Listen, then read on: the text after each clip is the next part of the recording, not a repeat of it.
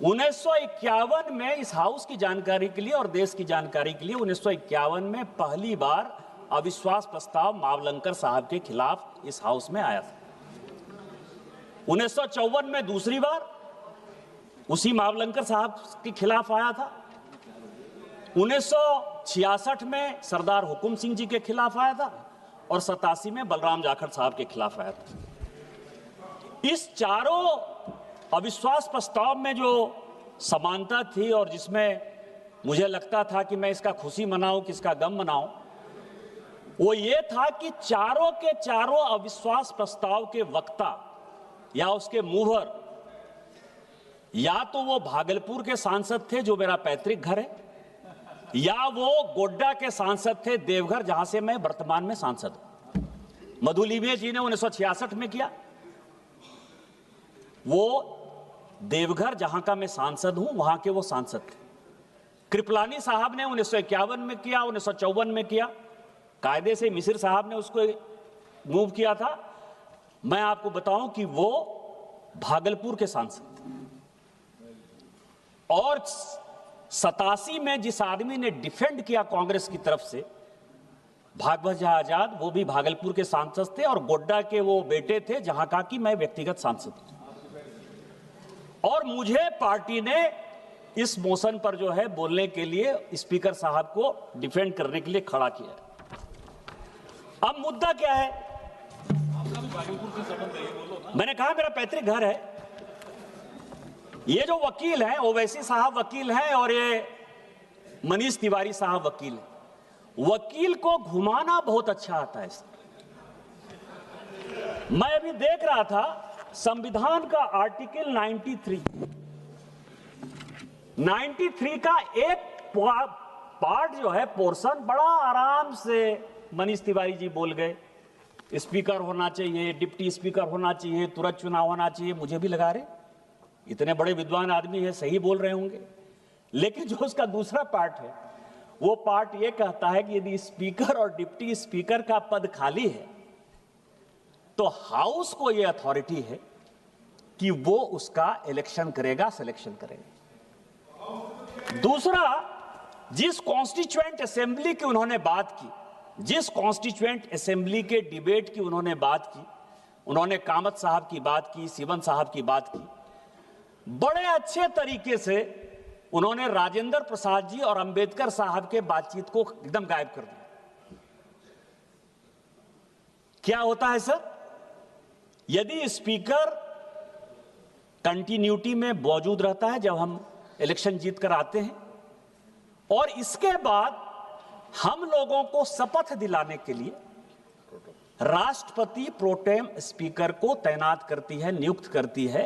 इसीलिए राष्ट्रपति के ऊपर यह पूरा संविधान निहित है। यही राजेंद्र बाबू और अंबेडकर जी ने कहा और यही कॉन्स्टिट्यूएंट असेंबली का डिबेट। तो मुझे लगता है कि किसी भी चीज के लॉजिकल एंड में बताने से मैं इसीलिए बातें कहता हूं कि हम और आप रहेंगे या ना रहेंगे, लेकिन जो हमारा नेक्स्ट जनरेशन आएगा उसको तो कम से कम संविधान के बारे में पूरा पता होना चाहिए। क्यों नहीं पता होना चाहिए? ये रिजोल्यूशन है सर। मैं आपको बताऊं कि मुझे इसीलिए यह लगता है कि बड़ी अच्छी बातें उन्होंने कही। संजोग से मैं भी 2009 में सांसद हो गया। यहां दुष्यंत सिंह जी से लेकर गणेश सिंह जी तक हैं जो 2004 में भी सोमनाथ चटर्जी को देखते रहे। भारतीय जनता पार्टी ने कभी भी इस तरह की घटियागिरी नहीं की। ममता बनर्जी जिसका जिक्र ललन सिंह जी ने किया, मैं याद दिलाना चाहता हूं, जब वो रोने लगी, जब उनको सीपीएम के सारे सांसद यहां गुंडागिरी करते रहे, एक अकेली महिला जो है अपने इज्जत बचाने के लिए परेशान थी और स्पीकर सोमनाथ चटर्जी कुछ नहीं कर रहे थे। लाल कृष्ण आडवाणी जी के नेतृत्व में पूरे के पूरे विपक्ष ने, किरण रिजिजू जी थे उस वक्त सांसद बन गए थे, पहली बार सांसद थे, हम लोग ममता जी को लेके बाहर चले गए। हमने स्पीकर के ऊपर कागज नहीं फेंका सर, हमने किसी प्रकार की कोई दुर्घटना नहीं की। उसी तरह से इसी हाउस में समाजवादी पार्टी के यशवीर सिंह को बिलास बुत्तवार और सोनिया गांधी जी ने जब पीटना स्टार्ट किया तो यही भारतीय जनता पार्टी बचाने के लिए आई। मैं सांसद था, चुप रहिए, बैठिए। और हमने जो है पार्लियामेंट में कोई रकस नहीं किया सर, हम चले गए बाहर। इसी पार्लियामेंट में 2014 में कांग्रेस के सांसद ने चिली स्प्रे किया सर, मिर्च का स्प्रे हुआ। इसी में दोनों सांसद अभी नहीं हैं, राजगोपाल और मधु गौड़याक्षी, दोनों ने एक दूसरे को जो है लत्तम और गुस्सा मारा सर। इसके बावजूद भी हमने स्पीकर के खिलाफ कोई कंप्लेन नहीं किया, स्पीकर के खिलाफ नहीं गए सर। थंबी दुरई को पूरी की पूरी डीएमके मारने के लिए दौड़ गई, हमने स्पीकर के खिलाफ कंप्लेन नहीं किया सर। लालू प्रसाद, साधु यादव, साहबुद्दीन सारे सांसद थे, सभी जेडीयू और बीजेपी वाले को 2005 में 2007 में पूरा परेशान करते थे, हमने कुछ नहीं कहा सर, हमने कुछ नहीं कहा। हमारे सांसदों को अभी महुआ मैत्रा बोलकर गई सर, इसी क्वेश्चन पूछने के कारण, इसी पैसे लेकर क्वेश्चन पूछने के कारण इसी लोकसभा के 11 सांसद बाहर निकाल दिए गए।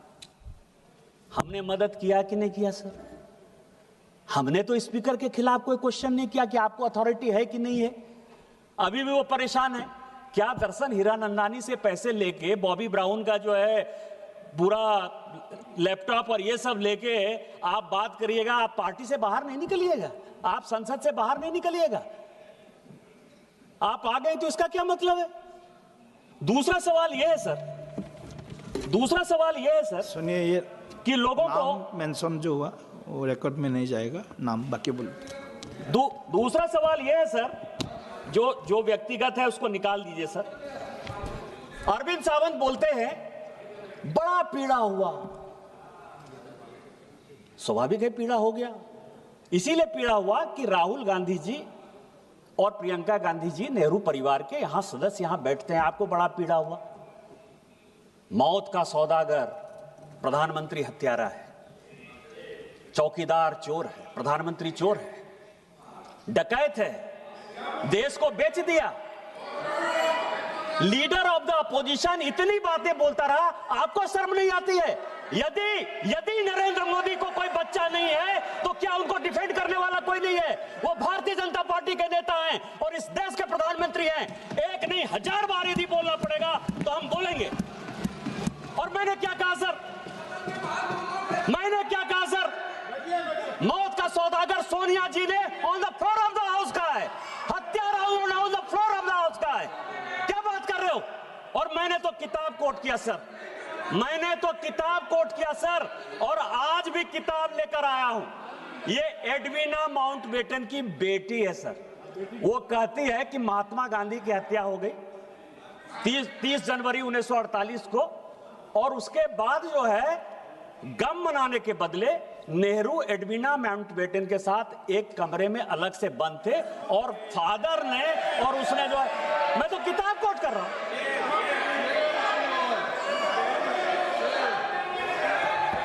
मैं उनकी बेटी का किताब है सर।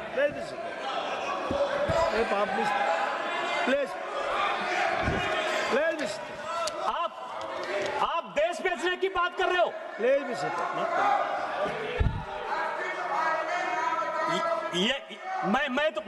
मैं तो बात कर रहा हूं सर। स्पीकर सर 17 आदमी को, मैं अब इतिहास की कहते हैं, आपने कोई जो है उसका गारंटी नहीं लिया है। नेहरू जी देश के पहले प्रधानमंत्री थे, राहुल गांधी और प्रियंका गांधी के रिश्तेदार होंगे, लेकिन देश के पहले प्रधानमंत्री को कोर्ट करने का अधिकार, उनके गलतियों को बताने का अधिकार मेरा है।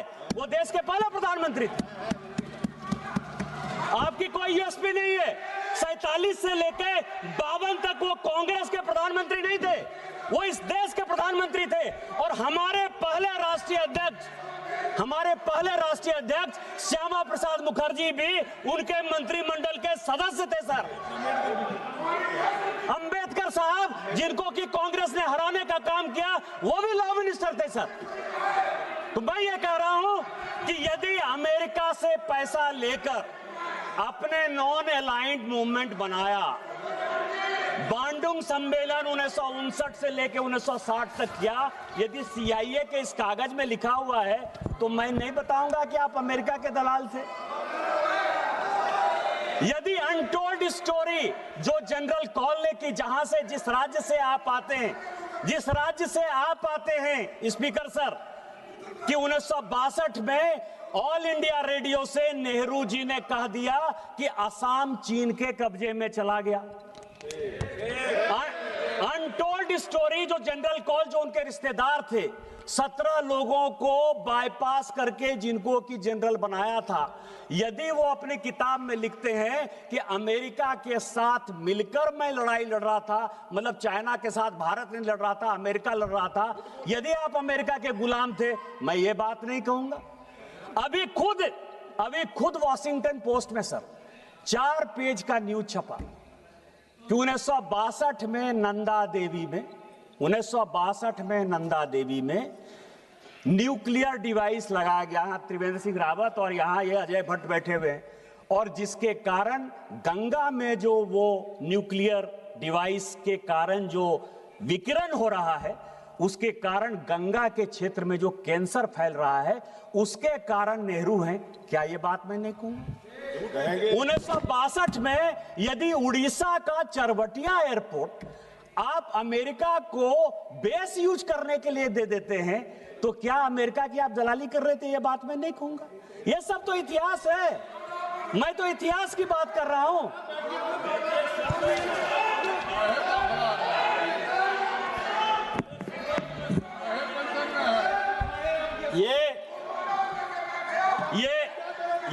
ये रिजोल्यूशन है सर, ये रिजोल्यूशन है और इस रिजोल्यूशन में leader of the propaganda, LOP का जो मतलब मैं समझता हूं सर, क्योंकि इसमें काफी क्लियर नहीं है, लीडर ऑफ द प्रोपगंडा, जब एक इग्नोरेंट आदमी एरोगेंस का शिकार हो जाए, तो हमारे हिंदी में एक कहावत है कि फटा पोस्टर निकला हीरो,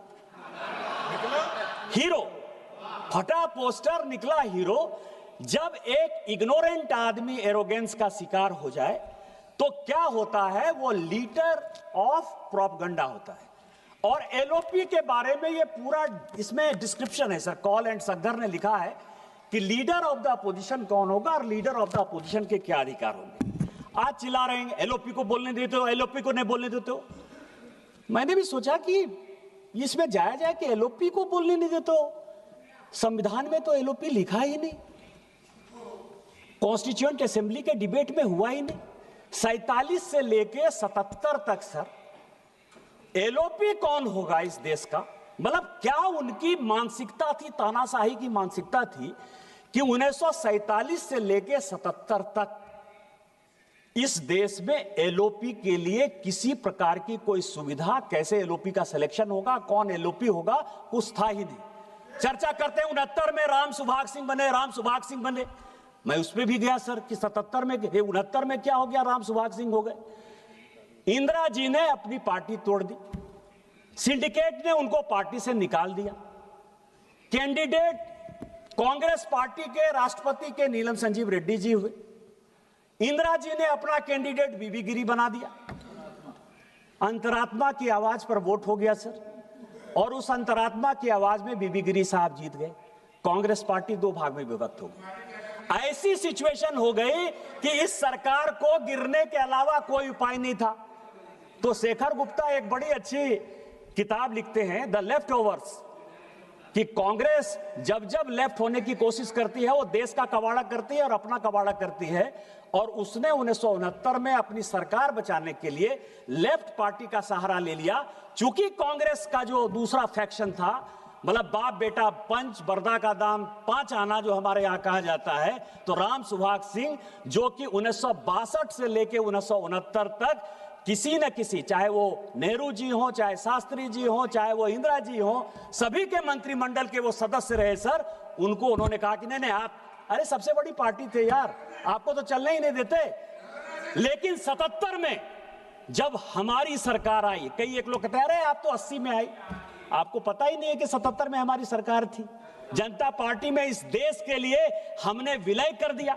इमरजेंसी के खिलाफ हमने अपने आप को खोना। देश क्या होता है, देश के प्रति राष्ट्रभक्ति क्या होती है, ये आपको सुनना चाहिए। मैं आपको एक इंसिडेंट बताना चाहता हूं स्पीकर महोदय, आपके माध्यम से अरविंद सावंत जी को, चले जाइएगा पार्लियामेंट के लाइब्रेरी में। 1969 में एक क्वेश्चन है कि बाला साहब ठाकरे ने गोली क्यों चलाई और उस गोली के लिए बाला साहब ठाकरे का रिवॉल्वर का लाइसेंस क्यों नहीं निरस्त कर दिया जाए। जवाब आया कि उनकी वाइफ पर जो है कांग्रेस के गुंडों ने अटैक किया था, इसलिए बाला साहब ठाकरे ने जो किया, ये ऑन द रिकॉर्ड है, मैं ऑन रिकॉर्ड ये बातें कर रहा हूं, 69 का क्वेश्चन है। और बाला साहब ठाकरे का वो बयान है कि मैं मरना पसंद करूंगा लेकिन कभी भी इंदिरा गांधी और कांग्रेस का साथ नहीं दूंगा। क्या बात कर रहे हैं? मैं हिल्ड नहीं कर रहा हूं सर, मैं हिल्ड नहीं कर रहा हूं। इसमें सभापति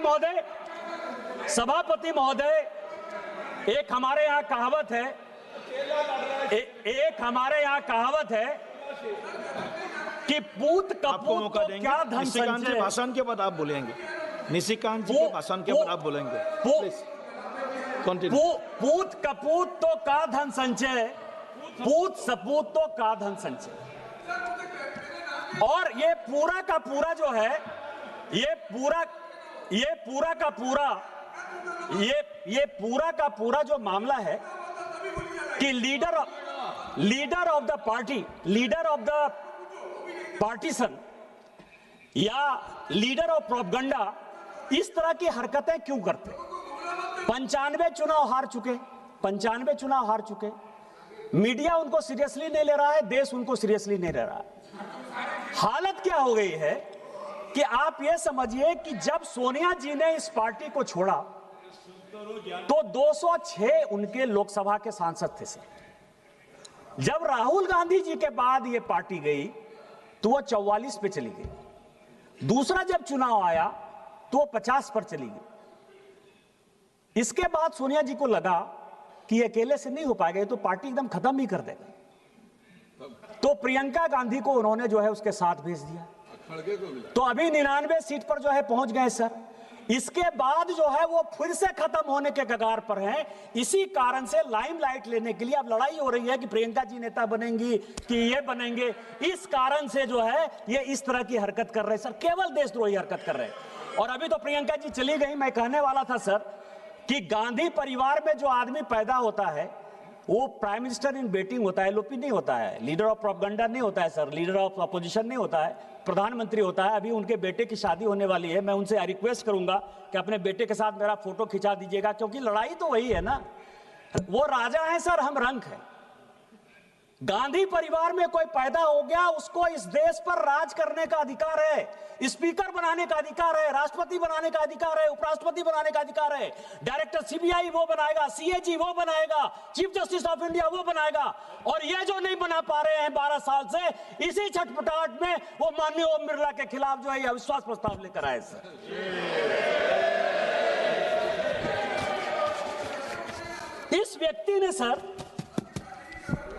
इस व्यक्ति ने लोकतंत्र को बंधक बना लिया सर। एक अपोजिशन का पार्टी है, आज मैंने सबका भाषण सुना, अखिलेश यादव जी का माइक बंद होता है, सुप्रिया सुले जी का माइक बंद होता है, गनी मोजी का माइक बंद होता है, टीआर बालू साहब का माइक बंद होता है। एक आदमी कंप्लेन कर रहा है सर, एक आदमी कंप्लेन कर रहा है। और क्या किस तरह की बातें करो, सबने तो भाषण दे दिया सर। मैं केवल एक भाषण कोट करना चाहता हूं 1954 का। मावलंकर साहब के खिलाफ अविश्वास प्रस्ताव किस लिए है, यह सभी को जानने वाली बात है। ए.के. गोपालन साहब कम्युनिस्ट पार्टी के बड़े नेता थे, अघोषित तौर पर वो लीडर ऑफ द अपोजिशन थे।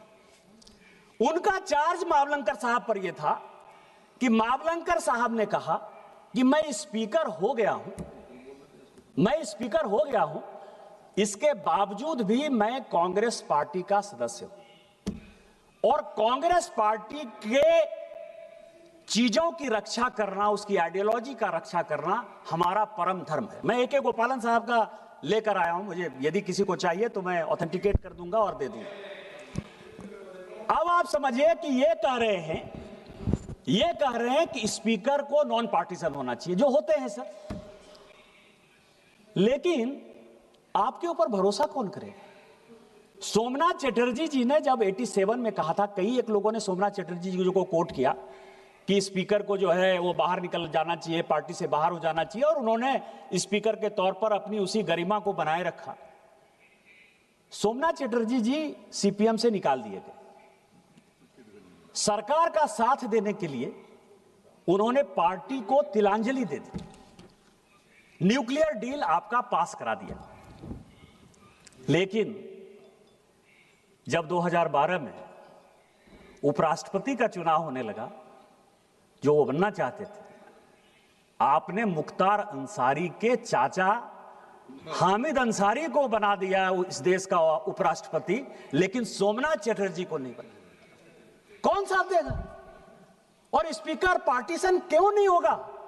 आज आप लोग अविश्वास प्रस्ताव लेकर आए हैं, हमारे पार्टी के हैं वो, हमें फक्र है।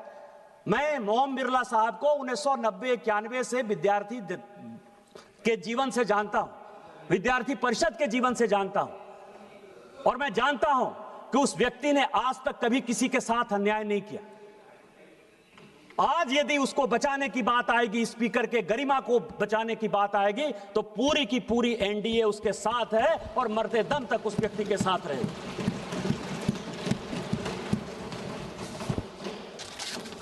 मैं जब लीडर की बात कर रहा था सर, कॉल एंड संदर की, तो सभी लोगों ने कोट किया कि कितनी बार वो पार्लियामेंट में बोले, 2004 में कितनी बार बोले, 2009 में कितनी बार बोले, 2014 में कितनी बार बोले। 2004 से 9 तक जब वो पहली बार सांसद बने सर, तो केवल एक बार बोले, और वो एक बार केवल उन्होंने कहा कि मैं राहुल गांधी ईश्वर की शपथ लेता हूं कि मैं सत्य निष्ठा से जो है भारत का संसदीय का जो है, इसके अलावा उन्होंने कोई बात नहीं की। 9 से संजोग से 9 में मैं आ गया था। 9 से 14 तक सर, जो पुराना पार्लियामेंट था ना, नहीं, जो पुराना पार्लियामेंट था, पुराने पार्लियामेंट में एक खंबा था सर, वो खंबा के बगल में जो है वो बैठते थे, और उनकी चौकड़ी थी सर, उनके मित्र मंडली थी, उससे वो बातचीत करके आते थे और चले जाते थे। जब उन्होंने मुंह खोला तो कलावती के बारे में मुंह खोला, और आज तक फिर कलावती का जो है उन्होंने ध्यान ही नहीं रखा सर। इसके बाद जब हमारी सरकार आई सर, मैं आपको बता रहा हूं कि वो किस तरह से, उनका जो टारगेट है सर, उनका टारगेट है कि 3% लोगों को, 140 करोड़ देश है सर, सभी को माननीय प्रधानमंत्री जी के ऊपर आशा है, विश्वास है, इस संसद के प्रति आशा है, विश्वास है। आपको क्या होगा? मनीष तिवारी चले गए, 105 में कोर्ट